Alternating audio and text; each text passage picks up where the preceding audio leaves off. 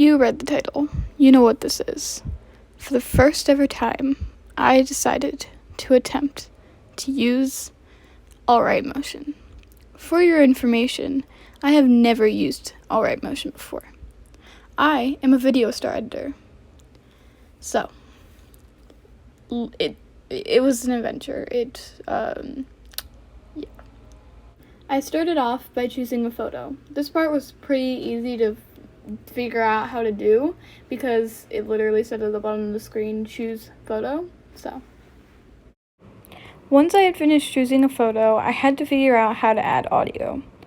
I don't even think I ended up doing this right, but I just attempted whatever. So I'll kind of explain what I did. After fiddling around with trying to add an actual audio, I decided to just choose one of my audios that I had already made an edit of, but just never posted, and added that, but made it completely opacity 0. Now here, I began thinking there was a border around it, but in reality, it was just because I had selected the layer. I am very slow with this. Yeah. Once I had finally figured out that it was not a border and it was just the selected layer, I began starting to move on with what I was doing and work on making transitions. Now, this was where the biggest struggle began. Right here, you can see me trying to time it up with the audio to the beats, and geez, this is 10 times more difficult than Video Star, at least for me. Don't attack me, please.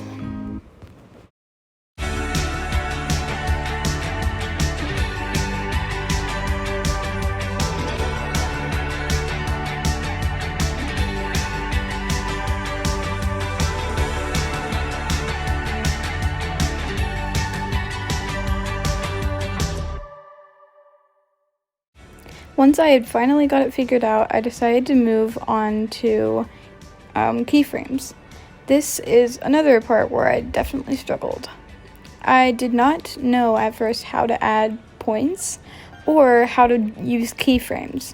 Well, I discovered that later, but I was overly stressing about this because I had no idea what it was talking about. So yeah, that happened.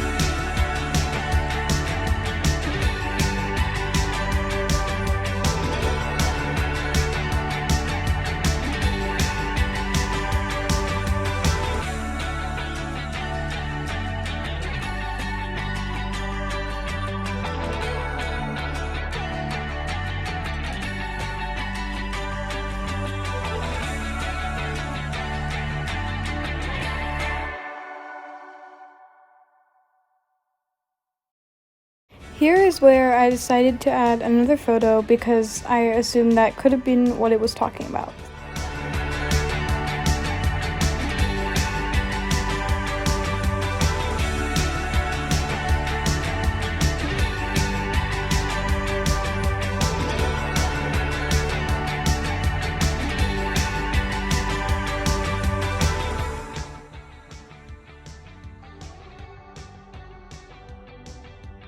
Right here is where I finally figure out how to add points, and I was so proud of myself after this. Oh my freaking gosh, I was very excited.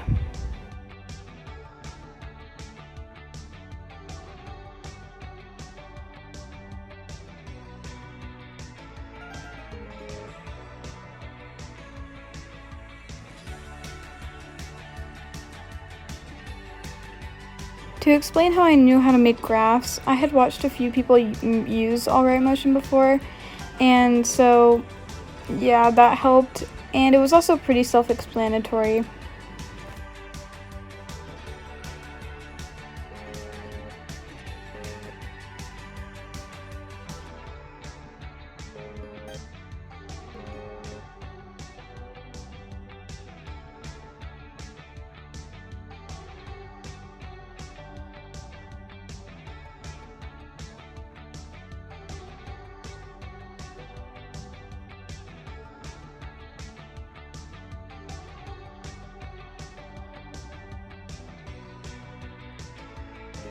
Now I was finally finished with the first transition and could move on to the next one. For the next transition, I was going to try and figure out how to do a zoom in, because I discovered that the third tab was a zoom.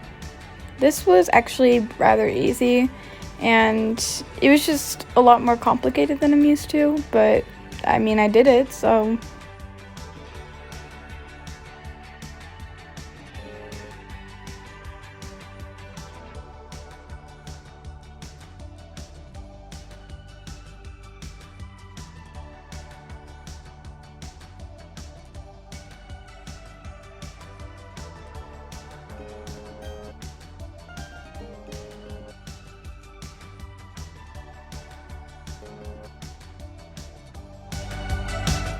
Now it was time to add the third picture.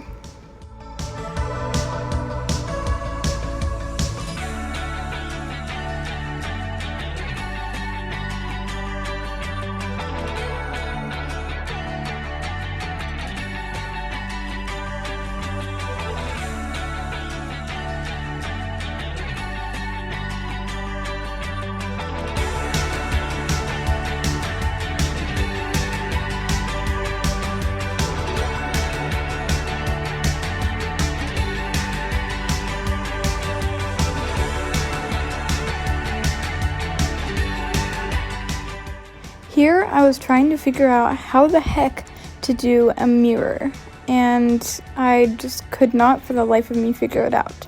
So I actually ended up Googling it.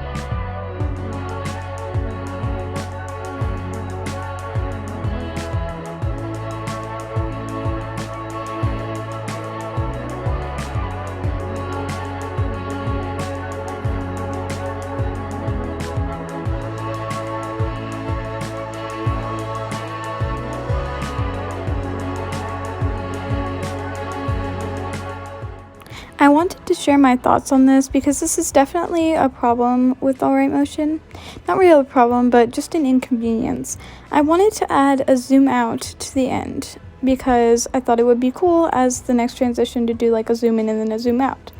However, I was not able to do this with what I was given because it doesn't line up, if that makes sense. Maybe I'm wrong, maybe there's an easier way to do this, but I just couldn't figure it out.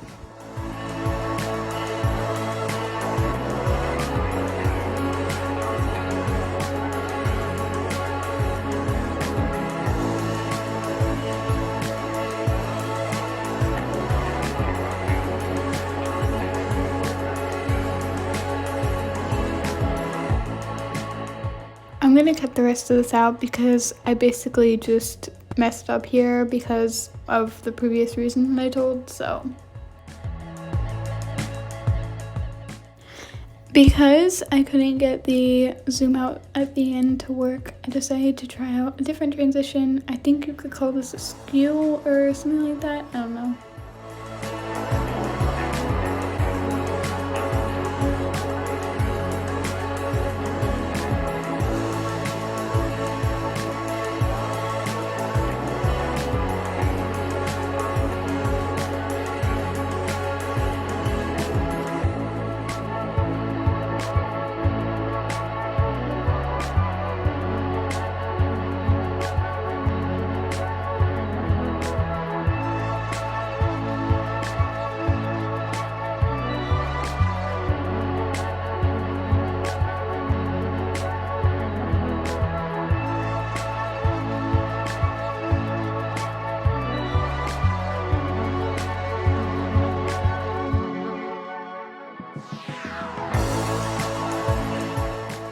right here was when I finally decided to just give up, because it wasn't that it was hard. I mean, this was a pretty fun experience and I would do it again probably, but I think I'm just gonna stick to Video Star because I have a bunch of things in there and it's just easier for me.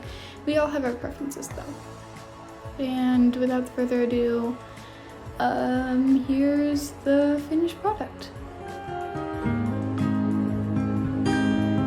On a serious note though, this was pretty fun to do. So, yeah, it was okay. It wasn't hard, but it wasn't easy.